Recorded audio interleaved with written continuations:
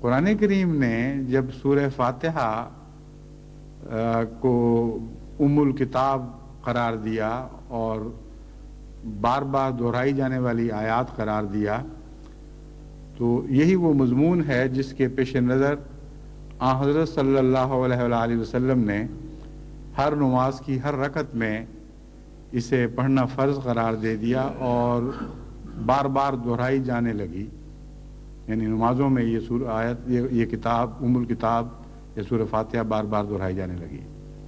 جو 7 مضامین اس میں بیان ہوئے ہیں ان میں سے 4 صفات باری تعالی ہیں اور ایک عبادت کا عہد ہے اور ایک استعانت ہے یعنی مدد مانگنا، اور ایک ہدایت کا ذکر ہے یعنی ہدایت طلب کرنا۔ یہ 7 باتیں اس میں بیان ہوئی ہیں۔ الحمدللہ رب العالمین الرحمن الرحیم مالک یوم الدین، یہاں جو لفظ الحمد ہے اس کا اس سارے مضمون سے تعلق ہے۔ اور صفات باری تعالی میں 4 ہیں، لیکن حمد ان میں سے ہر ایک کے ساتھ ایک دائمی لازمی ہمیشہ کا تعلق رکھتی ہے، اور بعد میں بھی جتنے مضامین بیان ہوئے ہیں ان سب کا حمد سے تعلق ہے۔ بس حمد ایک رنگ ہے سورہ فاتحہ کا، اسی لیے اسے الحمد بھی کہا جاتا ہے۔ جہاں تک حمد کا تعلق ہے، یہ چونکہ ہر مقام شکر پر ادا کی جاتی ہے، اس لیے جب بھی ہم نے خدا کا شکر ادا کرنا ہو تو الحمد کو شکر کے معنوں میں بھی ادا کرتے ہیں۔ یعنی جب بھی کہنا ہو اے خدا ہم تیرے بے حد ممنون ہیں، تو نے بہت احسان کیا، تیرا شکریہ، تو الحمدللہ منہ سے نکلتا ہے، گویا حمد اور شکر دونوں ہم معنی ہو گئے، اور کثرت استعمال نے یہ معنی حمد کو عطا کر دیے ہیں۔ تو سب سے پہلی بات جو سورہ فاتحہ ہمیں بتاتی ہے، جس کا سارے سورہ فاتحہ کے مضمون سے تعلق ہے، وہ حمد ہے۔ اگر حمد کا لفظ بغیر سوچے ادا کر دیا جائے تو باقی سارے مضامین خالی رہیں گے، کیونکہ حمد کا دروازہ وہ دروازہ ہے جس سے داخل ہو کر سورہ فاتحہ کے باقی مضامین سمجھ آتے ہیں اور ان میں رس بھرتا ہے۔ تو پہلی نصیحت تو یہ ہے کہ قرآن کریم میں سورہ فاتحہ جب پڑھتے ہیں تو لفظ الحمد پر ٹھہر کر غور تو کیا کریں کہ کیا کہہ رہے ہیں۔ سب تعریف، ہر قسم کی تعریف، مکمل تعریف خدا ہی کے لیے ہے۔ ایسا شخص جس کو نماز میں مزہ نہیں آتا، اس کے قبلے جدا ہوتے ہیں، اس کی لذت یابی کی راہیں الگ ہوتی ہیں۔ اس کے سامنے کوئی دوست ہوتا ہے، کوئی مطلوبہ چیز ہوتی ہے،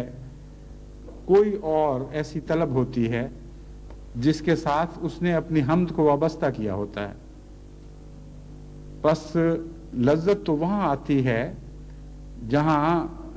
لذت کا قبلہ ہو۔ اگر قبلہ اور طرف ہو اور آپ کا منہ اور طرف ہو تو آپ کو بے چینی پیدا ہوگی، لذت نہیں آئے گی۔ بس لفظ حمد پر غور کرنا بہت ضروری ہے، اور اس کا ایک آسان طریق یہ ہے کہ اپنی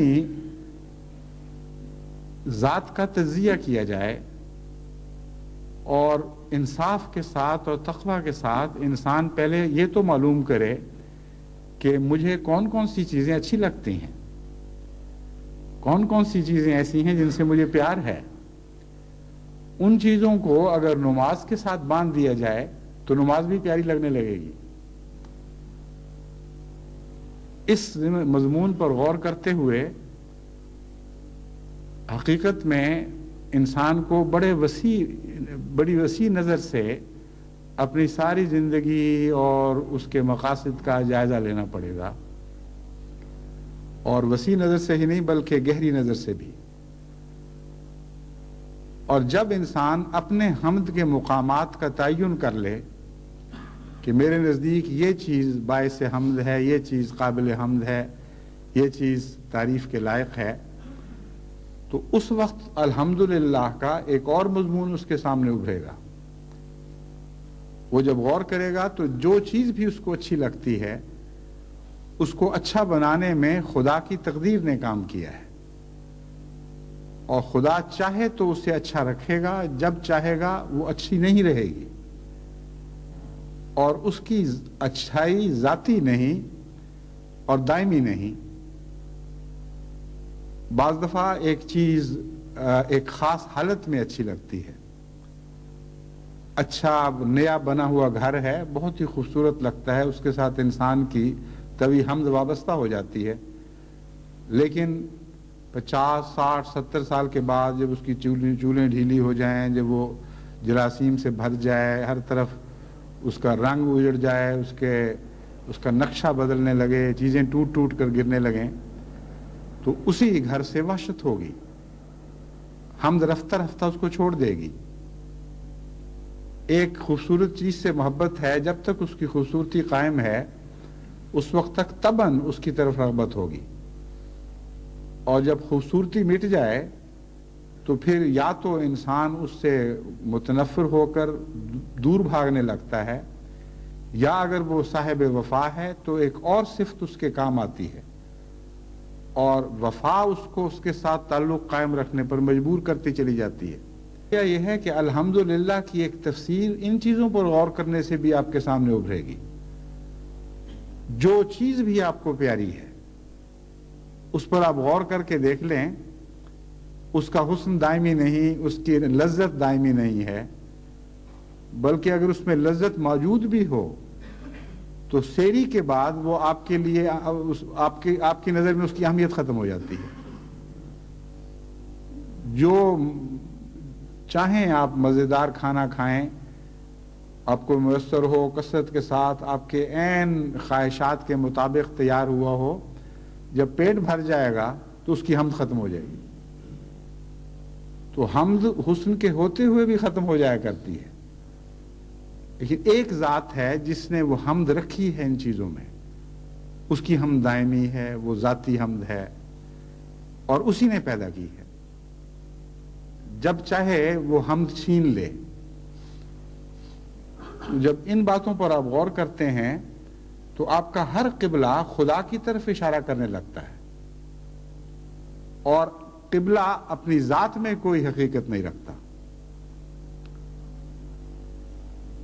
چنانچہ غالب نے اسی مضمون کو بیان کرنے کی کوشش کی ہے، یعنی ان معنوں میں تو نہیں کہ سورہ فاتحہ سے تعلق میں، لیکن چونکہ وہ صوفیانہ مزاج بھی رکھتا تھا اس لیے بعض دفعہ اچھی حکمت کی باتیں بیان کر دیا کرتا تھا۔ کہتا ہے پرے سرحد ادراک سے اپنا مسجود، ہے پرے سرحد ادراک سے اپنا مسجود، قبلے کو اہل نما، قبلے کو اہل نظر قبلہ نما کہتے ہیں،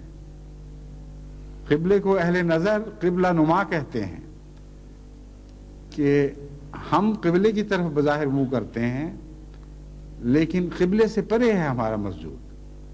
قبلہ فی ذات ہی مسجود نہیں ہے۔ جو نظر رکھنے والے لوگ ہیں، صاحب نظر لوگ، وہ قبلے کو قبلہ نما کہتے ہیں، قبلہ دکھانے والا۔ تو اس نگاہ سے اگر آپ کائنات کی کسی چیز کو بھی دیکھیں تو ہر چیز کے ساتھ ایک حمد کا تصور وابستہ ہے، اور ہر چیز قبلہ نما بن جاتی ہے۔ بس صرف وہی چیزیں نہیں جو آپ کے لیے محمود ہیں اور آپ کو محبوب ہیں، بلکہ کسی چیز پر بھی آپ نظر ڈالیں، کوئی چیز بھی حمد سے خالی نہیں،